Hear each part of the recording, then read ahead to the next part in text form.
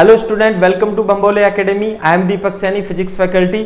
और हम इस लेक्चर में डिस्कस करने वाले हैं जो सीबीएसई ने नया रिवाइज्ड सिलेबस निकाला है क्लास 12 के लिए, फिजिक्स के लिए स्पेशली हम डिस्कस करने जा रहे हैं, क्योंकि जो हमारा प्रीवियस ईयर का जो सिलेबस था वो कंपैरेटिवली ज़्यादा हो जाता था, लेकिन इस समय हमारे देश में जो कोरोना महामारी आ गई है उसके कारण सीबीएसई ने डिसाइड किया है कि कुछ परसेंट यानी लगभग 30% सिलेबस को रिड्यूस कर दिया गया है ताकि बच्चों पर बर्डन कम पड़ सके, है ना। टीचर्स पर भी बर्डन आ जाता है कि सिलेबस वो किस तरीके से कंप्लीट कराएं इतने कम समय में। निश्चित रूप से टाइम की हमारे पास कमी तो होगी ही, क्योंकि सितंबर में हमारा नीट और जेईई मेंस का एग्जाम शिफ्ट कर दिया गया है और उसके बाद पहले तो ये जुलाई में होना था। तो इसका मतलब यही है कि अगर जो नीट का और जेईई मेंस का एग्जाम सितंबर में होता है तो स्कूल जो हमारे कॉलेजेस हैं, है ना, क्लास 11-12 की जो क्लासेस हैं वो खुलेंगी हमारी लगभग सितंबर या सितंबर के बाद ही।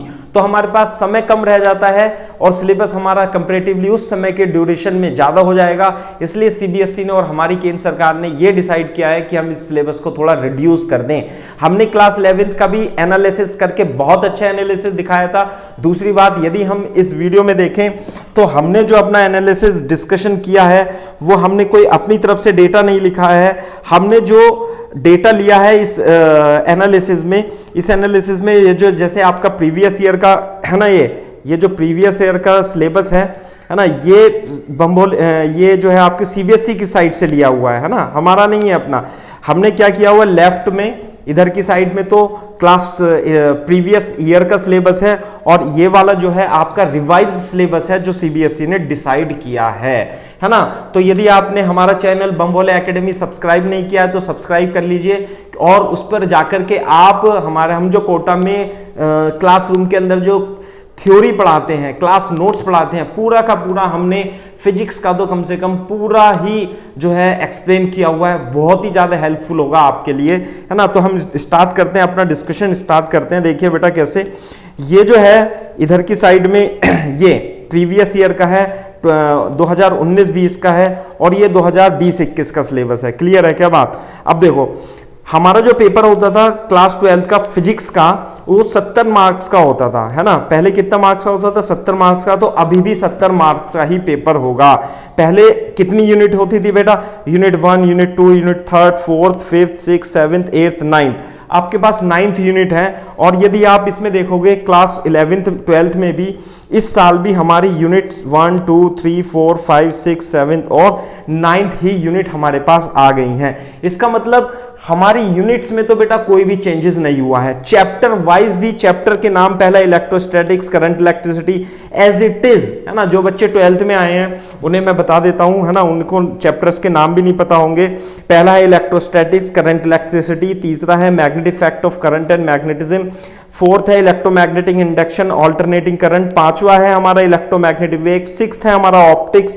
सेवेंथ है हमारा यूनिट जो है dual nature of radiation matter, atom, nuclei है 8th यूनिट। और 9th यूनिट है हमारी इलेक्ट्रॉनिक डिवाइसेस। और हमारे टोटल चैप्टर हैं बेटा 1, 2, 3, 4, 5, 6, 7, 8, 9, 10, 11, 12, 13 एंड 14 हमारे पास चैप्टर हैं। क्लियर है क्या बात?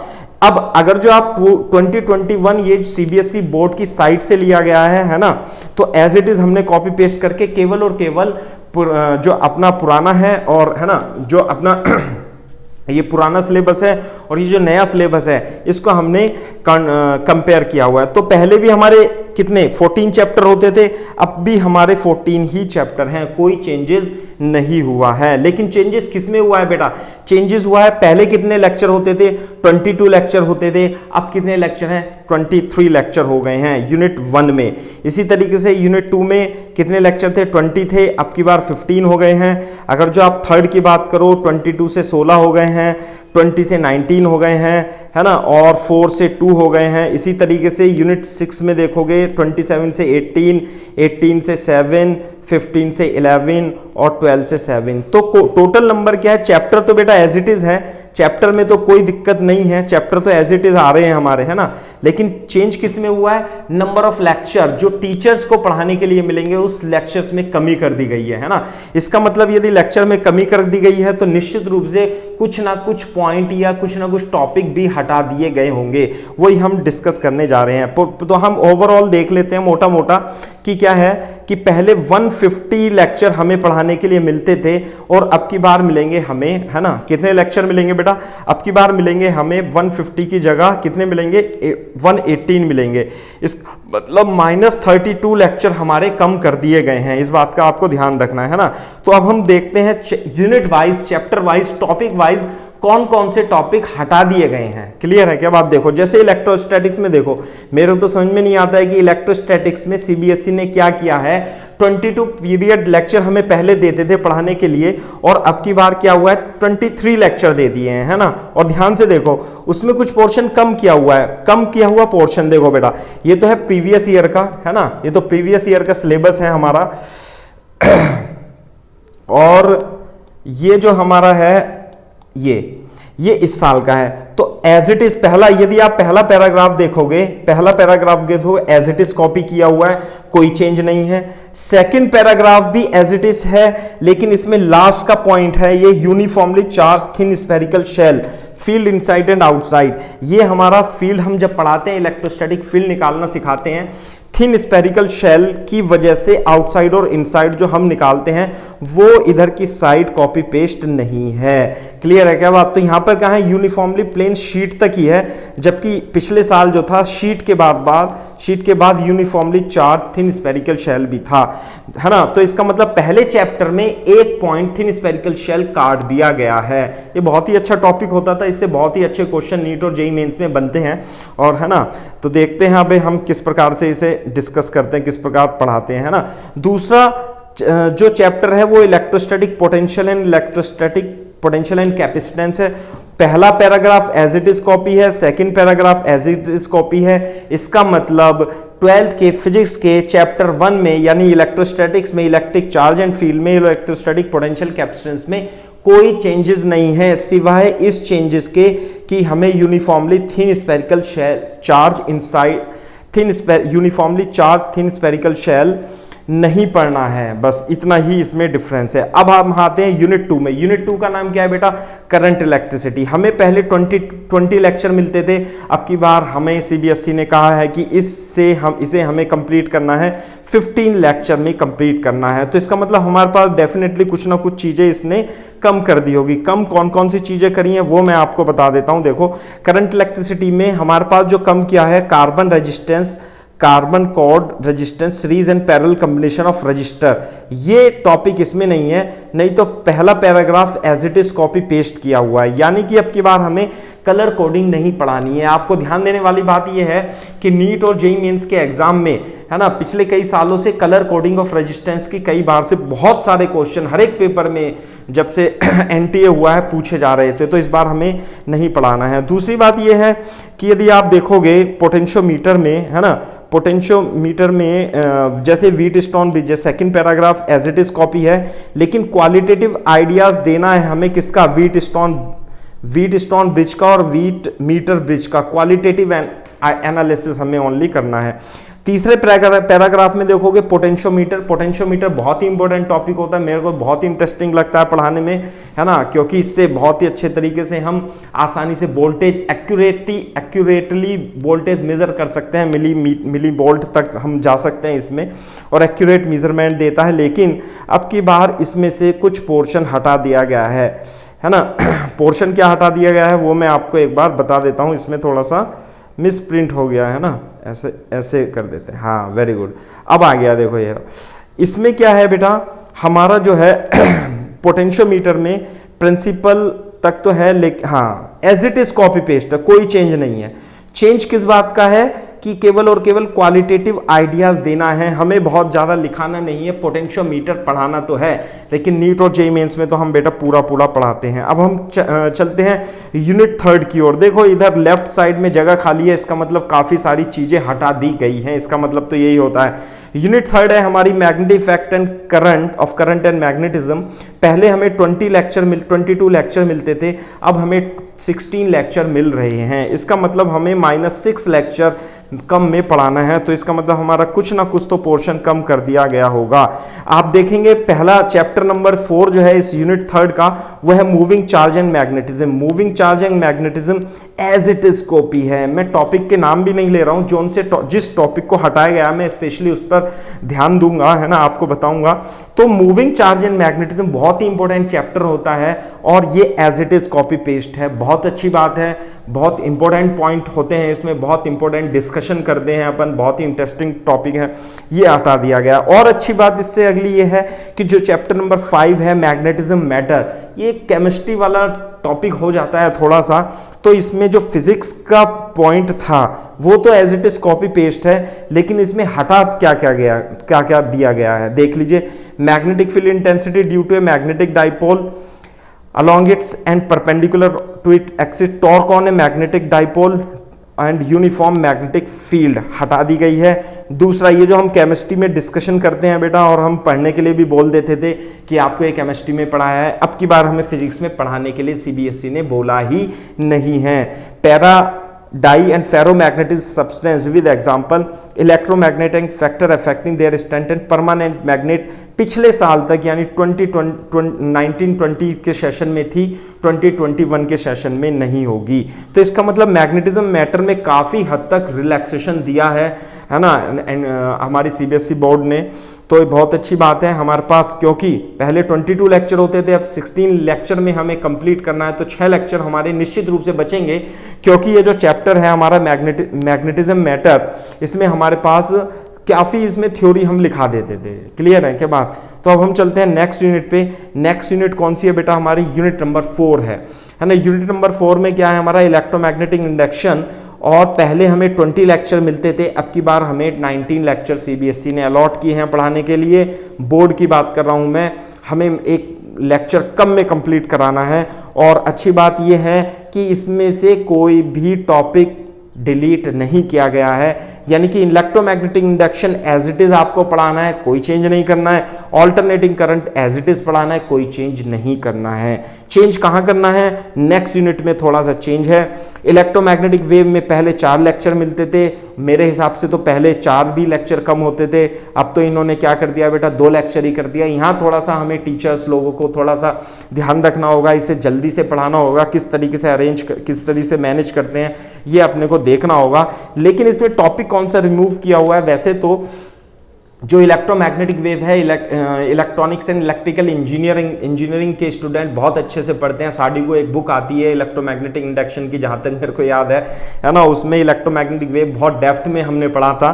फिर भी हम बेसिक आइडिया तो देते हैं डिस्प्लेसमेंट करंट का, अब की बार वो बेसिक आइडिया हमें डिस्प्लेसमेंट करंट का नहीं देना है। क्लियर है क्या बात? काफ़ी मुश्किल हो जाता था बच्चों को समझाना कि what is the displacement current इस लेवल पे, 12th लेवल पे, लेकिन अब की बार वो नहीं समझाना है। लेकिन बाकी as it is portion copy paste है, यानी कोई भी चेंजेस नहीं है। इसका मतलब जो सीबीएसई ने डिसीजन लिया है, 2 पीरियड 2 लेक्चर दिए हैं, बहुत ही कम लेक्चर है मेरे ख्याल से, कम से कम 3 लेक्चर तो इसमें होने चाहिए थे, इसमें कम लेक्चर अलॉट किए हैं बेटा, 2 में तो कंप्लीट नहीं होगा।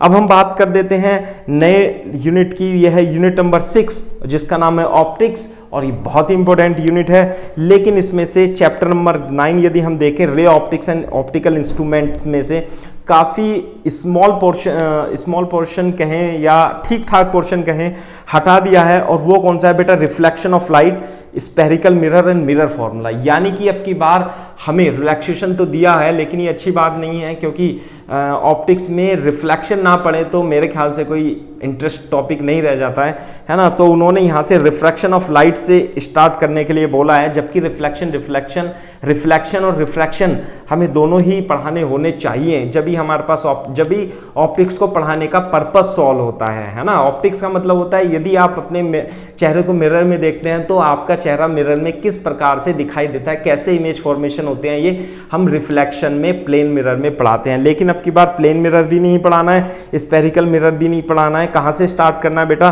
रिफ्रैक्शन से स्टार्ट करना है ना। मैंने तो कुछ क्लासें ले भी ली हैं रिफ्लेक्शन की, अपन पहले 12th में रिफ्लेक्शन ही स्टार्ट करते हैं, तो अब हम दोबारा से कुछ ना कुछ स्ट्रेटजी बनाएंगे बच्चों को पढ़ाने की, है ना। स्कैटरिंग ऑफ लाइट नहीं पढ़ाना है ना। स्कैटरिंग ऑफ लाइट, स्काई हमारा ब्लू क्यों हो जाता है, सनराइज और सनसेट हमारा किस प्रकार से रेडिश अपीयरेंस होती है, वो हमें पढ़ानी होती थी, वो इस साल नहीं पढ़ाना है। लेकिन अच्छी बात यह है कि ऑप्टिकल इंस्ट्रूमेंट में कोई भी डिलीट पोर्शन नहीं, कोई भी पोर्शन डिलीट नहीं किया गया है, यानी कि ऑप्टिकल इंस्ट्रूमेंट जैसे पढ़ाते थे हम वैसे ही पढ़ाते रहेंगे।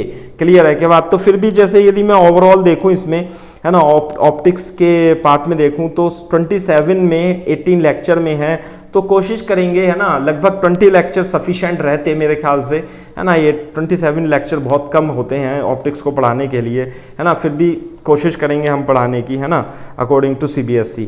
ठीक है, अब हम बात करते हैं वेव ऑप्टिक्स की। बेटा वेव ऑप्टिक्स में देखो इसमें अच्छा, वेव ऑप्टिक्स और ऑप्टिक्स मिलाकर के 27 लेक्चर होते थे, सॉरी, है ना। तो वेव ऑप्टिक्स में देखो, वेव ऑप्टिक्स में ऊपर का पोर्शन तो as it is copy paste है। एक इसमें नया टॉपिक हम जोड़ देते थे वेव ऑप्टिक्स में, जो कि हमारा टाइम भी लेता था और नीट और जेईई मेंस में बहुत इंपॉर्टेंट कॉन्सेप्ट भी बनता था उसका, और वो होता था resolving power of the microscope और ब्रूस्टर एंगल, है ना, प्लेन पोलराइज लाइट और पोलराइड हम पढ़ाते थे। काफ़ी इंटरेस्टिंग टॉपिक था वो। अब की बार हमें वेव ऑप्टिक्स में नहीं पढ़ाना है, तो हमें काफ़ी रिलैक्सेशन दिया गया है, इस बात में तो कोई दो राय वाली बात नहीं है ना। यदि हम बात करें यूनिट 7th की, dual nature and radiation of matter, पहले हमें 8 लेक्चर मिलते थे, अब की बार 1 लेक्चर की हमें कमी कर दी गई है। लेकिन अच्छी बात यह है कि इसमें से जो टॉपिक हैं, थ्योरेटिकल टॉपिक ज़्यादा आते थे और इसमें न्यूमेरिकल भी आते थे नीट और जेईई मेंस में। काफ़ी बड़ा पोर्शन डिलीट कर दिया गया है। काफ़ी बड़ा पोर्शन कौन सा है, एक तो डी ब्रॉगली रिलेशन डिलीट कर दिया गया है, मैटर वेव डुअल नेचर जो होती है वो, डेविशन जर्मर एक्सपेरिमेंट वो डिलीट कर दिया गया है। लेकिन शुरू का जो पहला जो पैराग्राफ है वो as it is copy paste है। तो इसका मतलब पहले 8 लेक्चर में था यदि, तो इस बार 7 लेक्चर में कराने में इसे हमें कोई दिक्कत नहीं होगी। अब हम मूव करते हैं 8वें और 8th यूनिट पर, एटम ऑफ न्यूक्लियाई। यदि हम एटम न्यूक्लियाई की बात करें तो हमें क्या मिलते थे, पहले 15 लेक्चर मिलते थे और अब हमें क्या मिल रहे हैं बेटा, 11 लेक्चर मिल रहे हैं।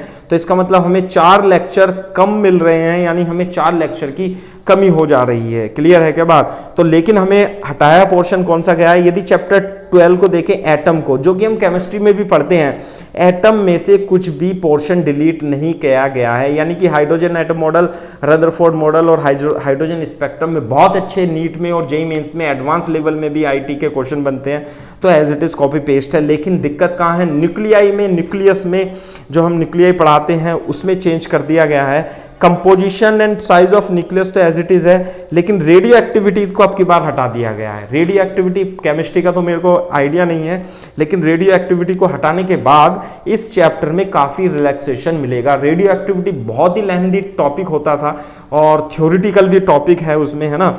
और रेडियो एक्टिविटी के साथ नीचे यदि आप देखोगे तो नीचे में जो न्यूक्लियर फोर्स, जो अंडर न्यूक्लियर फोर्स के आता था, उसमें एनर्जी मास रिलेशन यानी E = mc² और मास डिफेक्ट तो है, साथ में न्यूक्लियर फिजन और फ्यूजन है, energy per nucleon and variation of energy per nucleon and it's variation with mass number, ये वाला पॉइंट हटा दिया गया है। क्लियर है क्या बात। तो ठीक है, मतलब कि पहले हम 15 लेक्चर में इसे कंप्लीट करते थे, अब इसे हम 11 लेक्चर में कंप्लीट कर लेंगे, ऐसी कोई दिक्कत वाली बात इसमें नहीं होगी, मोर देन सफिशिएंट टाइम है।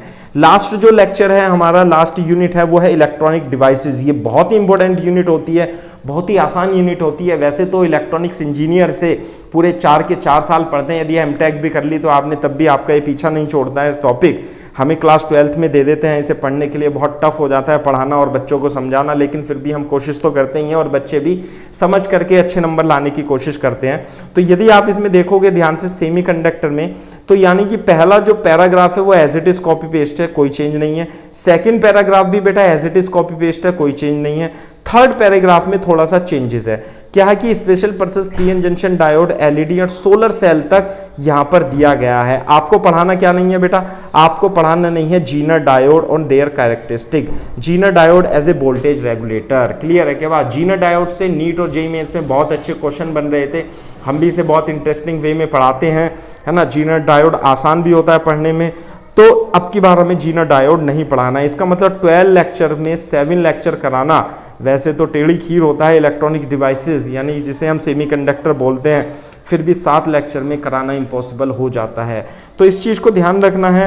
ये सारा एनालिसिस जो हमने किया है, ये सारा का सारा एनालिसिस हमने जो हमारी सीबीएसई की साइड है उस पे से हमने लेफ्ट और राइट में कॉपी पेस्ट करके आपको कंपैरिजन कराने की कोशिश की गई है, क्लियर है क्या बात। तो इस कंपैरिजन को कराने हमारा इस कंपैरिजन को बताने का पर्पस ये था कि बच्चे बहुत ही कंफ्यूज हो रहे थे कि सर हमारा 12th का सिलेबस क्या है। 11th का तो हमने एक्सप्लेन किया था, 12th का भी सिलेबस हमने एक्सप्लेन करने की कोशिश की है। तो आप इसके हिसाब से जो हमने 12th में ऑप्टिक्स से स्टार्ट किया जाता था, ऑप्टिक्स तो स्टार्ट की थी लेकिन उसमें मिरर, प्लेन मिरर और स्पेरिकल मिरर है ही नहीं इस साल, तो हम उसे स्किप जरूर करेंगे और मेरे ख्याल से हमें इलेक्ट्रोस्टैटिक से नया चैप्टर शुरू कर देना चाहिए।